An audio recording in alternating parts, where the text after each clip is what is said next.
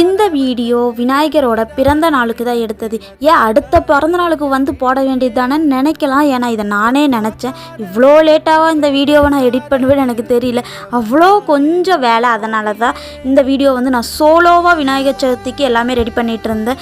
So evening போல் தான் நான் சாமி கும்பலான்னு சொல்லிட்டு ஒவ்வொன்றா என்னென்ன பண்ணணுங்கிறது பெருசாக தெரியாது. ஆனால் இந்த பொங்கல் சுண்டல் இதெல்லாம் பண்ணணும் அப்படிங்கிறது வேணால் எனக்கு நல்லா தெரியும். ஏன்னா விநாயகர் சதுர்த்திக்கு நிறைய இடத்துலேருந்து இதெல்லாம் கொடுப்பாங்கல்ல.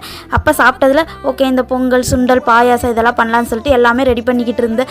அதுலேயும் இந்த கொலக்கட்டை வந்து அழகாக வந்தது எனக்கு ஒரு பெரிய ஆச்சரியம். நான் ஃபஸ்ட் டைம் கொலக்கட்டை ட்ரை பண்ணுறேன். அது அழகாக அந்த அச்சில் வச்சு வந்தோன்னே எனக்கு ரொம்ப சந்தோஷமாயிடுச்சு.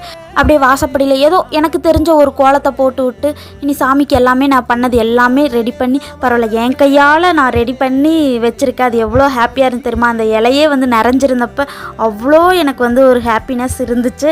ஏதோ எனக்கு தெரிஞ்ச மாதிரி சாமி கும்பிட்டேன். இதில் நிறைய குறை இருந்தால் சொல்லுங்கள்.